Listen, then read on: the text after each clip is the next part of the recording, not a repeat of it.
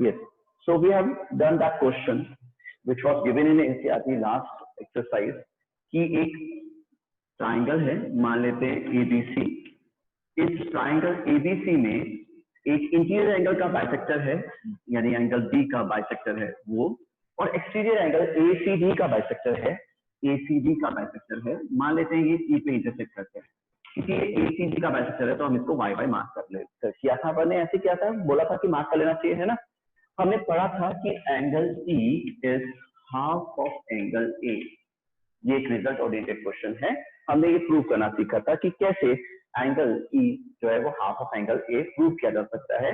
This question was given in NCERT last exercise, last question NCERT का ये था, ठीक है। फिर मैंने आपसे एक क्वेश्चन डिस्कस किया था जो NCERT में ही सॉल्व है, लेकिन ऑफ कोर्स सॉल्व क्वेश्चन भी उतने ही इंपॉर्टेंट होते हैं जितने अनसॉल्व एक्सरसाइज में दिए हुए होते हैं वो। तो मैंने आपसे कहा था कि ये भी एक रिजल्ट ओरिएंटेड क्वेश्चन है, तो इसे भी आप अच्छी तरह से समझिएगा। थोड़ा सा मुश्किल था उसको समझना, लेकिन आपने कोशिश की होगी, या अगर जिसे कहते हैं ना कि पढ़ना और पढ़ाना दोनों मुश्किल है ऑनलाइन, लेकिन अगर हम पॉजिटिव मैनर में देखें तो सबसे अच्छी बात यह है कि we can see it afterwards also. Recording देख लेंगे तो एक बार समझ में नहीं आया कोई बात नहीं, दूसरी बार तो समझ में आ जाएगा, है ना, वही बात है। चलिए, तो ये एनसीईआरटी में सॉल्व क्वेश्चन था कि एक्सटीरियर एंगल EBC का बाइसेक्टर, एक्सटीरियर एंगल BCF का बाइसेक्टर अगर O पे इंटरसेक्ट करते हैं, यानी ये इसके एक्सटीरियर एंगल का बाइसेक्टर है, दोनों जो है एक्सटीरियर एंगल के बाइसेक्टर हैं। तो हमने ये किया था कि हमें प्रूव करना है कि angle BOC is 90 minus half of angle A। ये एनसीईआरटी सॉल्व क्वेश्चन है, ये एनसीईआरटी में अनसॉल्व क्वेश्चन है, ठीक है। ये दो रिजल्ट ओरिएंटेड क्वेश्चन हमने किए थे। आज और आगे चलते हैं, एक और क्वेश्चन की बात करते हैं जो एनसीईआरटी में ना सॉल्व है ना अनसॉल्व है, वो एनसीईआरटी से बाहर से है लेकिन हमें समझ में आना चाहिए, ठीक है। सो एक्स्ट्रा क्वेश्चन शायद फर्स्ट क्या था, ये सेकंड एक्स्ट्रा क्वेश्चन है जो आपने कॉपी में अच्छी तरह से लिखना भी है, करना भी है, ठीक है। अगर आप नहीं लिख पा रहे हैं तो I will provide you the PDF, don't worry.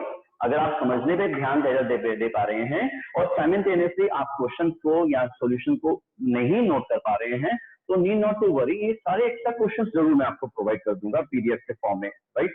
लेकिन एक्सरसाइज 6.1, 2 and 3 वो तो आपने अपने आप करनी थी, जो हमने पहले भी डिस्कस की थी, राइट।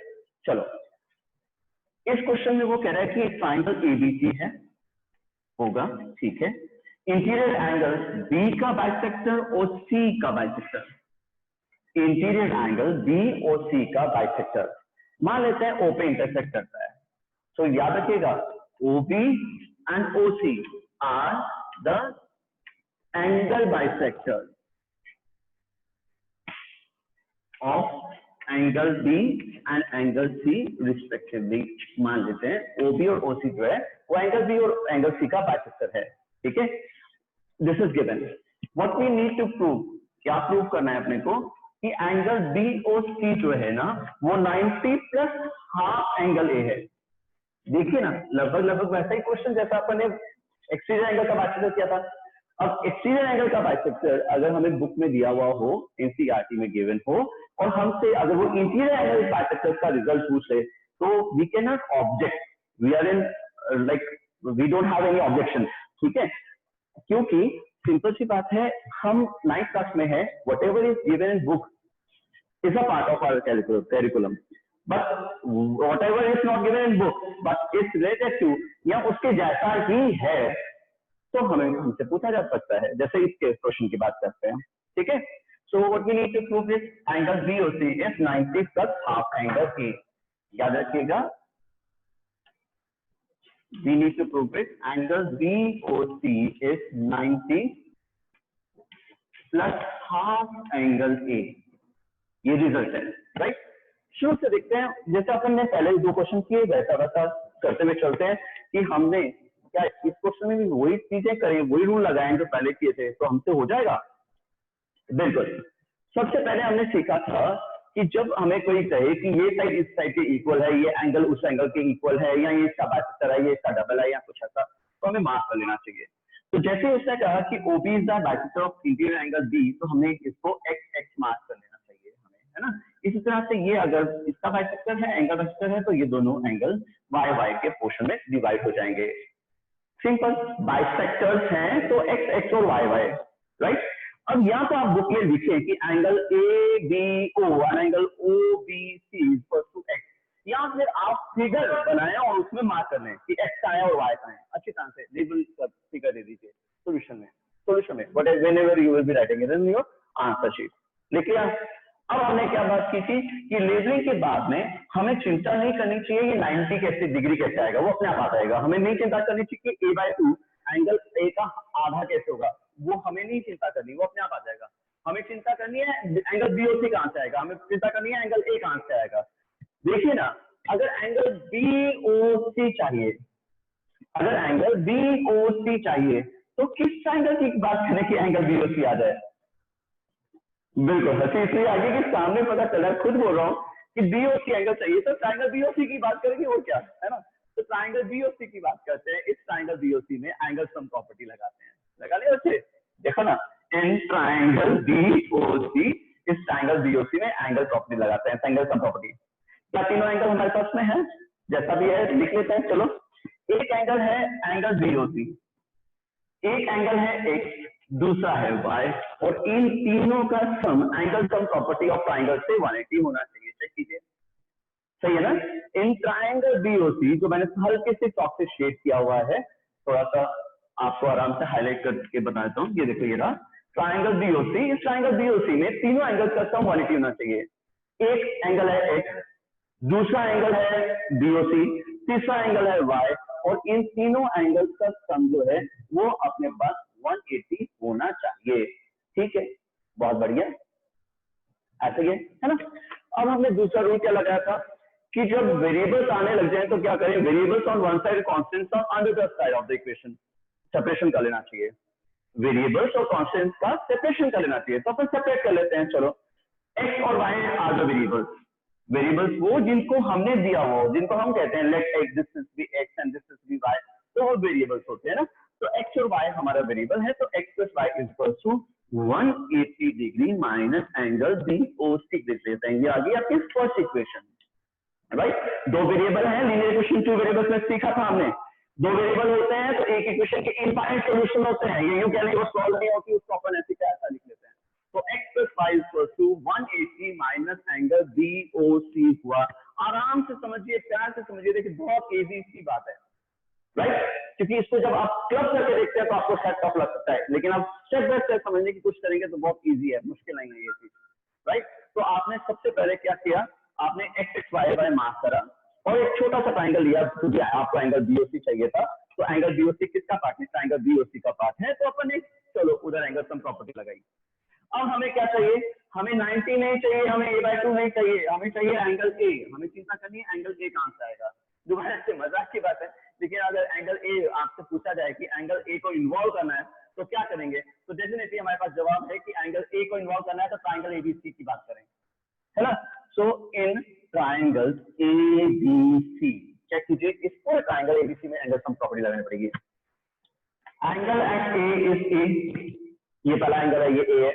ये दूसरा एंगल है, ये 2x है, x प्लस x 2x है, क्योंकि angle A B C 2x है। ध्यान दीजिए, पिछली बार केवल x लिया था, इस बार 2x क्यों लिया, हमें समझ में आना चाहिए था। पिछली बार छोटा सा ट्रायंगल लिया था, इस बार बड़ा वाला ट्रायंगल लिया है, और इस पूरे बड़े वाले ट्रायंगल एबीसी में angle A B C is 2x, the third angle is 2y is equal to 180।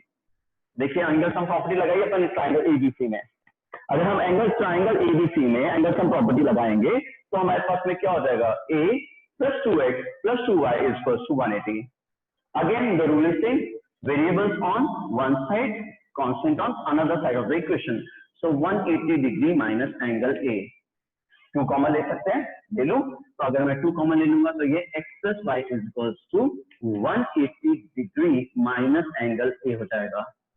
अब ये भी कांस्टेंट है, इसको भी तो ले जाते हैं, तो हमारे पास आ जाएगा x plus Y is equal to 90 minus half of angle A. Check कीजिए, ये सेकंड इक्वेशन है हमारी, आराम से समझिएगा। ट्रायंगल एबीसी ही क्यों लिया, क्योंकि एंगल ए चाहिए था। ट्रायंगल एबीसी में एंगल सम प्रॉपर्टी लगानी है तो क्या करेंगे, तीनों एंगल का सम करेंगे। Angle A plus angle at B plus angle at C यानी कि 2x + 2y plus angle A equal to 180। अब इसकी इक्वेशन को थोड़ा सा सिंप्लीफाई करने का तरीका क्या है कि variables on one side constant on other side ले लीजिए। तो 2x + 2y equal to 180 minus angle A, 2 common है, x और y दोनों के पास है तो 2 कॉमन लिया तो x + y equal to 180 minus A. 2 से 2 ट्रांसपोज करके तो ले जाएंगे तो 2 से डिवाइड कौन होगा, 180 या ए या दोनों दोनों, तो 180 तो हो जाएगा 90 डिग्री और वो हो जाएगा एंगल a/2। ठीक है ना बच्चे। तो ये होगी आपकी फर्स्ट इक्वेशन, ये होगी सेकंड इक्वेशन, और फर्स्ट और सेकंड इक्वेशन को मर्ज करेंगे तो हमारे पास नो रिजल्ट आ जाना चाहिए। I have told you earlier also they are changing the same term, this is x + y, this is also x + y, things which are equal to the same thing are equal to one another, we can say। जो चीजें एक दूसरे के equal होती हैं वो आपस में भी इक्वल होती हैं। सिंपल मैं ये कहना चाहता हूँ कि अगर a b के इक्वल है और c b के इक्वल है तो हमारा कंक्लूजन क्या है, हमारा कंक्लूजन ये कि a और c b इक्वल होने चाहिए, राइट। यहाँ पे अगर x + y 180 माइनस b और c है और यहाँ पे x + y is equal to 90 minus a/2 है, तो इसका मतलब हमारे पास कंक्लूजन ये है कि ये दोनों इक्वल होने चाहिए। तो आप यहाँ पे देख सकते हैं from 1 and 2, from 1 and 2, that means merging of these two equations, two results। ये हो जाएगा अपने पास में 90 minus angle a/2 is equal to 180 minus angle BOC। ठीक है, BOC की वैल्यू चाहिए तो इस एंगल BOC को इधर आते हैं, angle BOC is equal to 180 minus 90 plus angle a/2। चेक कीजिए ना क्या ये 90 प्लस एंगल a/2 नहीं आया, वही जो इसको चाहिए था। ठीक है, यस और no, I suppose it's yes. Angle sum property of interior angle sum property of polynomials. Topic याद रखिएगा, मैं क्या समझा रहा हूं, मैं समझा रहा हूं interior angle sum property of polygon, right? The very first thing is polygon. What we mean by poly, हमने polynomial से पढ़ लिया था मिनी। एक ऐसी enclosed figure जिसकी बहुत सारी साइड्स हो उसको polygon बोलते हैं, यानी quadrilateral, pentagon, hexagon, heptagon, octagon, ये सारी जो है वो क्या है, ये polygon है ना। हम ये कह रहे हैं कि क्या कोई फॉर्मूला या कोई तरीका होता है हम इंटीरियर एंगल किसी भी पॉलीगन की, अगर हमें साइड मालूम हो कि इसकी इतनी साइड है तो हमें पता चल जाए कि उसके एंगल्स का सम कितना होता है, तो उसकी बात करें। ठीक है, चलो हमने कहा कि एक ट्राइंगल के इंटीरियर एंगल्स का सम जो है वो 180 डिग्री होता है, और ये हमें थ्योरम के थ्रू प्रूव भी किया था ना उस दिन। इस तरह से आपने पैरेलल लाइन खींची थी, ऑल्टरनेट इंटीरियर एंगल्स का कंसेप्ट लगाया था और पढ़ा था कि इंटीरियर एंगल्स का सम ट्राइंगल में 180 होता है। ठीक है, अगर हमसे कोई कहे कि क्वाड्रिलेटरल के एंगल्स का सम क्या होता है, quadrilateral that means having polygon having 4 sides or enclosed figure having 4 sides, right? चलिए क्या होता है एंगल सम प्रॉपर्टी, इसके एंगल क्या होता है हमें सबको मालूम है, 360 डिग्री होता है। कैसे होता है हम आराम से समझा सकते हैं, कोई भी एक डायगोनल खींचते हैं ताकि ये दो टुकड़ों में बट जाए। Now it has been divided into two parts, one is triangle ABC, another is triangle ADC। तो ABC के एंगल्स का सम 180 होगा और इसका भी 180 डिग्री होगा, तो कुल मिला के अपने पास अगर हम देखें तो क्वाड्रिलेटरल के एंगल्स का सम क्या हो जाएगा, 360 डिग्री हो जाएगा। 180 का एक ट्राइंगल है, 180 डिग्री का दूसरा ट्राइंगल है, दोनों ट्राइंगल को मिला दें तो क्वाड्रिलेटरल के एंगल्स का सम क्या हो जाएगा, 360, है ना। Suppose it is not a quadrilateral but it is a pentagon, pentagon enclosed figure having 5 sides। तो इसके एंगल्स का सम क्या होगा, इंटीरियर एंगल्स का सम क्या होगा। तो हमने कहा चलो इसके इंटीरियर एंगल्स का सम निकालना है, तो इसके भी किसी एक वर्टेक्स से डायगोनल्स बनाना शुरू करते हैं, AD को ज्वाइन कर देते हैं और AC को भी ज्वाइन कर देते हैं। ठीक है, ये ट्राइंगल हुआ जिसके एंगल्स का सम 180 डिग्री है, इस ट्राइंगल के एंगल्स का सम भी 180 डिग्री है, इन तीनों एंगल्स का भी सम 180 डिग्री है। तो अगर हम पेंटागन की बात कर रहे हैं तो ये हमारे पास में 180 180 180 कितना हो जाएगा, इज इट 540 डिग्री। चेक कीजिए, सही है, 540 डिग्री। अब किसी ने कहा नहीं ये पेंटागन नहीं है, ये तो हेक्सागन है, hexagon, hexa having 6 sides, enclosed figure having 6 sides। तो ABCDEF मान लेते हैं अपने पास एक हेक्सागन है, इसके इंटीरियर एंगल्स का सम बताओ। मुझे लगता है आप में से बहुत सारे अब बता चुके होंगे, तरीका तो आपको आ चुका है ना। क्या करेंगे, किसी भी एक वर्टेक्स से डायगोनल्स बनाना शुरू करेंगे। AC को ज्वाइन करते हैं, AD को भी ज्वाइन कर देते हैं और AE को भी।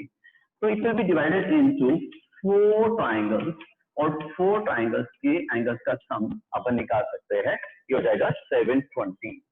तो 720 डिग्री होता है इंटीरियर एंगल्स का सम।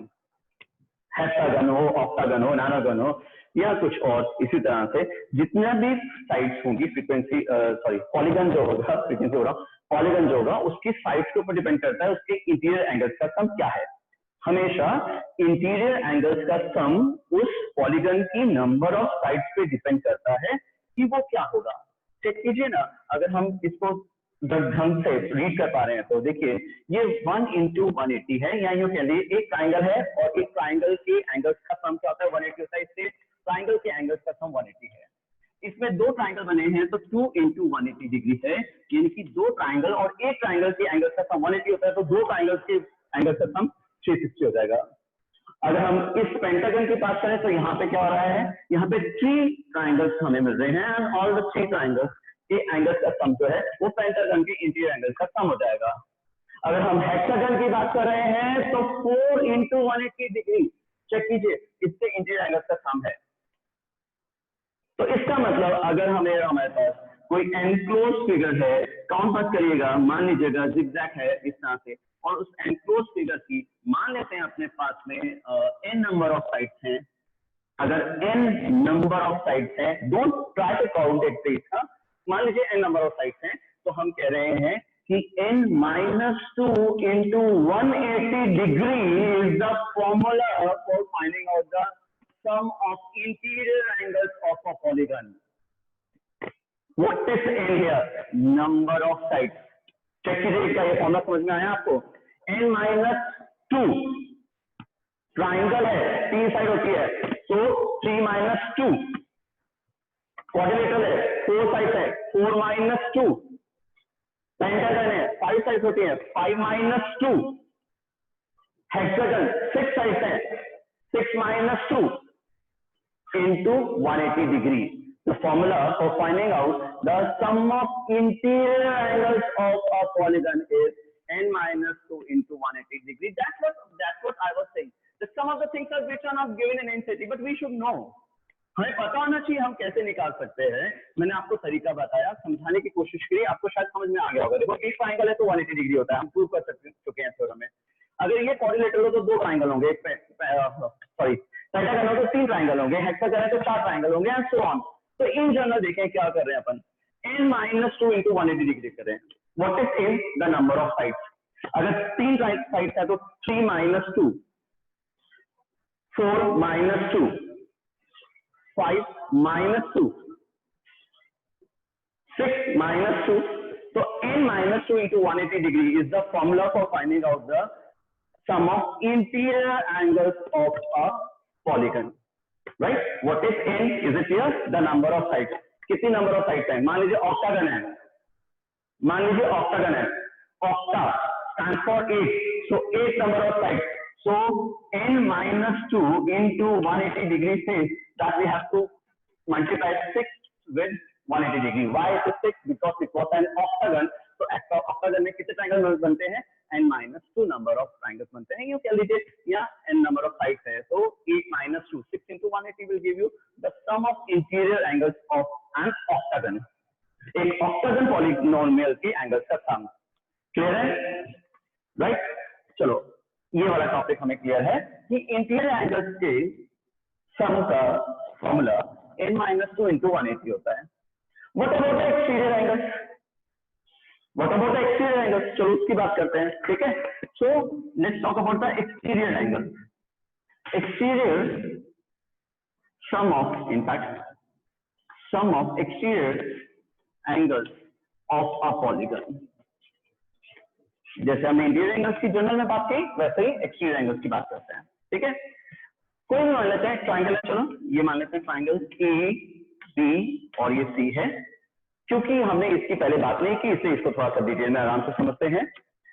एक्सटीरियर एंगल्स का सम, तो सबसे पहली बात तो हमेशा एक्सटीरियर एंगल्स क्या होते हैं, इन ऑर्डर एक्सटेंड किए जाते हैं। जैसे मैं अगर एबी को एक्सटेंड कर रहा हूं तो एसी को एक्सटेंड नहीं करूंगा, मैं फिर बीसी को एक्सटेंड करूंगा, फिर मैं एसी को एक्सटेंड नहीं करूंगा, मैं फिर सीए को एक्सटेंड करूंगा। सो द एक्सटीरियर एंगल्स सबसे पहले बात क्या होती है, this must be taken in order. In order का मतलब समझ में आ रहा है आपको? जैसे मैंने मान लीजिए ट्राइंगल ए बी सी लिया, मैंने कहा चलो मैं एडी को एक्सटेंड करता हूँ, तो मैंने कहा सीबी को एक्सटेंड करता हूँ ना, ऐसे नहीं, कैसे? ऑर्डर में। तो मैंने पहले क्या किया, एबी को एक्सटेंड किया ना, तो आपकी बार मैं किसको एक्सटेंड करूंगा, बीसी को एक्सटेंड करूंगा, ठीक है। अब मैंने बीसी को एक्सटेंड किया ना, तो मैं अब समझ जाऊंगा सीए को एक्सटेंड करूंगा, तो ये ऑर्डर में होंगे। क्लॉकवाइज या एंटी क्लॉकवाइज वो आपकी मर्जी है, क्लॉकवाइज एक्सटेंड करें या एंटी क्लॉकवाइज करें, ये आपकी मर्जी है। जैसे मान लीजिए आपने ये ट्राइंगल लिया एबीसी और इसमें मैंने क्लॉकवाइज मूव किया था, मैं अब एंटी क्लॉकवाइज मूव करता हूँ। मान लीजिए मैं बीए को एक्सटेंड करता हूँ, बीए को करूंगा तो एसी को करूंगा, एसी को करूंगा तो सीबी को करूंगा। समझ में आ रही है बात? देखो ध्यान से, मैंने क्या किया, मैं बी से ए की तरफ गया था, तो अब मैं ए से सी की तरफ जाऊंगा, सी से बी की तरफ जाऊंगा, तो मैं या तो क्लॉकवाइज मूव करूंगा जैसा कि मैंने इस फर्स्ट फिगर में किया है, या फिर मैं एंटी क्लॉकवाइज मूव करूंगा। So the exterior angle should be taken in order, but my point what is in order we mean, so either we can get them in clockwise direction और anti clockwise direction, ऐसा हमें करना चाहिए, ठीक है। अब चलो बात करते हैं, एक कोई फिगर ले लेते हैं, मान लीजिए पहले वाली फिगर लेता हूँ, इसको मैं रब कर रहा हूँ, बात एक ही है, ठीक है। अब क्या करते हैं, इंटीरियर एंगल्स और एक्सटीरियर एंगल्स को लिख लेते हैं। ये 1 है, ये 2 है, मान लीजिए ये 3 है, ये 4 है, ये 5 और ये 6। देखिए मैंने क्या किया, थोड़ा सा बड़ा बनाओ फिगर को। मैंने एक ट्राइंगल लिया था ना एबीसी, इस ट्राइंगल में एबी को एक्सटेंड कर दिया था, फिर बीसी को एक्सटेंड कर दिया था, फिर सी को एक्सटेंड कर दिया था, ए बी और सी, ठीक है। मैंने कहा इसको एंगल 1, इसे 2, इसे 3, इसे 4, इसे 5 और इसे 6 कह लेते हैं। चेक कीजिए ना, मैंने क्या किया, इंटीरियर एंगल्स का भी नाम दे दिया और एक्सटीरियर एंगल्स को भी नाम दे दिया, ठीक है। हम आराम से बता सकते हैं एंगल 1 प्लस एंगल 2 180 डिग्री है, it's a straight line, linear pair you can say. So angle 1 plus angle 2 180 है, angle 3 plus angle 4 भी 180 है, angle 5 plus angle 6 भी 180 है। तो अगर हम इन सब एंगल्स को ऐड कर दें तो हमारे पास क्या हो जाएगा बच्चे, angle 1 plus angle 2 plus angle 3 plus angle 4 plus angle 5 plus angle 6 is equals to 180 plus 180 plus 180. I can write 540 also directly, but I just want to write it in this manner. Any objection? I don't think so. ठीक है ना, clear है ना? तो अपन ने क्या किया, 180 plus 180 plus 180 लिखा। आपको मालूम है angle 1 plus angle 3 plus angle 5 की जगह angle 1 plus angle 3 plus angle 5 का सम 180 है। Angle 1 plus angle 3 plus angle 5 ये इंटीरियर एंगल ऑफ ट्राइंगल है, और इंटीरियर एंगल ऑफ ट्राइंगल का सम क्या होता है, 180 होता है। तो मैं इन तीनों की जगह अगर 180 डिग्री लिखूं तो मेरे पास angle 2 plus angle 4 plus angle 6 बचेगा। चेक कीजिए, ठीक है। और ये क्या है, 180 प्लस 180 प्लस 180। एक 180 को यहाँ पे गायब कर देता हूँ क्योंकि उधर जाके वो माइनस होगा। तो चेक कीजिए, एक्सटीरियर एंगल्स का सम 360 डिग्री है। एक ट्राइंगल के एक्सटीरियर एंगल्स का सम जो है वो 360 डिग्री है। चेक करो, एक्सटीरियर एंगल्स का सम 360 डिग्री, राइट। अब हमें सवाल होता है कि अच्छा ट्राइंगल का तो हमने निकाल दिया, फिर क्वाड्रिलेटरल के एंगल्स का सम क्या होता है, क्वाड्रिलेटरल के एक्सटीरियर एंगल्स का सम क्या होता है।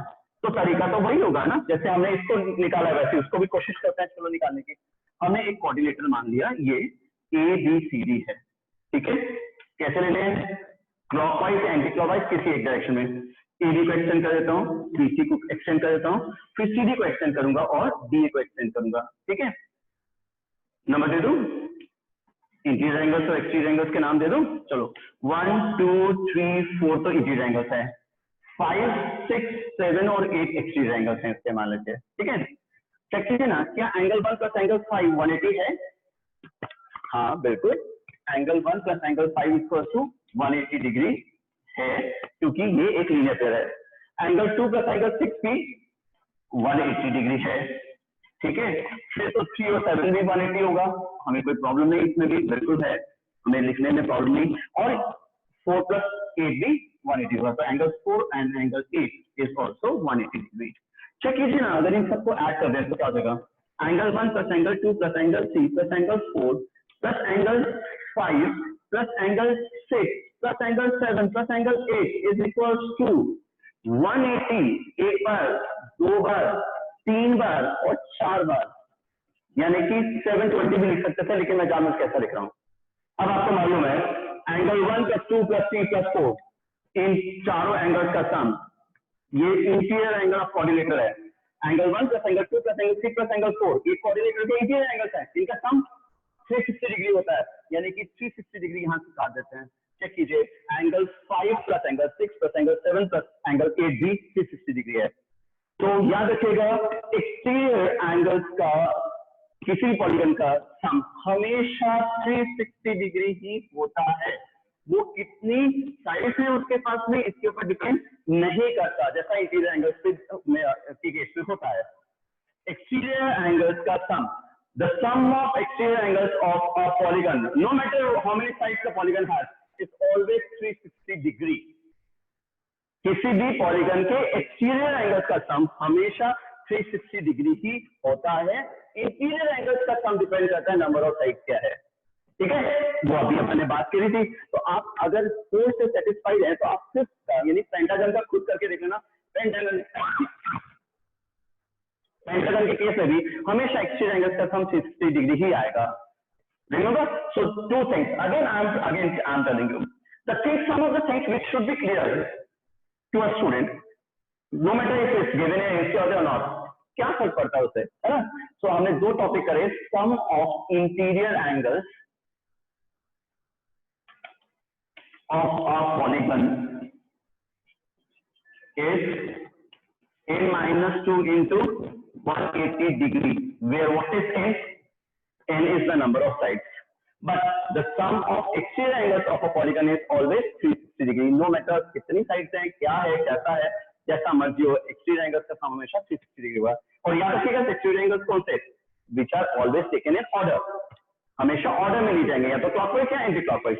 ये दो टॉपिक क्लियर है मेरे ख्याल से, है ना? चलो, इसके अलावा हम थोड़ा सा टाइम बचा है, चलो एक और क्वेश्चन की बात करते हैं, ठीक है? एक सिंपल क्वेश्चन, मान लीजिए किसी ने हमें 2 स्टार्स दिए, या यूं कह लीजिए 1 स्टार दिया। ऐसे होता था ना बचपन में, हम बड़े खुश होते थे, टीचर ऐसे कोई फिगर बनाते थे कॉपी में। तो अब थोड़ा सा मैथमेटिक्स की एंगल से देखते हैं।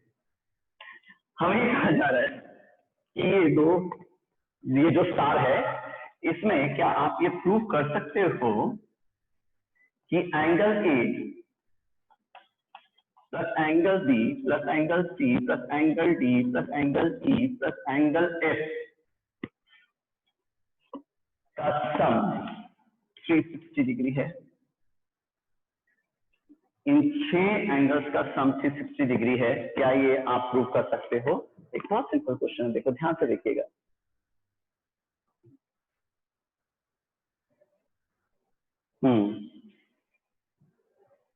गुड, चलिए 1 2 3, ठीक है, 4, good good good, start raising your hand, it's very easy.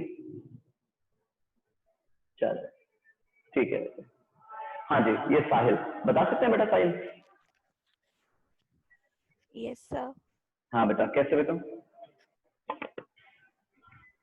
Sir triangle ABC, in triangle ABC, ठीक है, triangle ABC equals to 180 degree, ठीक है, angle A plus B plus C equals to 180 degree, correct. And in triangle DEF, ठीक है, angle D plus angle E plus angle F equals to 180। ठीक है, हाँ बिल्कुल, this is first, this is second, है ना? 1 and 2 अदर रिजल्ट, ठीक है बेटा, म्यूट करो अपने आप को, बिल्कुल साहिल, बिल्कुल सही बात। बहुत सिंपल, देखिए बहुत सिंपल सा क्वेश्चन था। एक ट्राइंगल एबीसी, इसके तीनों एंगल्स का सम क्या होगा? 180। एक ट्राइंगल डीईएफ, इसकी तीनों एंगल्स का सम भी क्या होगा 180। हम कह रहे हैं इन दोनों को ऐड कर देते हैं तो क्या हो जाएगा, इन सारे ए बी सी डी ई और एफ इन सब एंगल्स का सम 180 प्लस 180 क्या हो जाएगा बच्चे 360 ही तो होगा। Very simple question, again simple observation, बहुत सिंपल ऑब्जर्वेशन थी इस क्वेश्चन के लिए, है ना। चलिए कल कंटिन्यू करेंगे इस टाइप के क्वेश्चंस को और, ठीक है। Take care, have a nice day.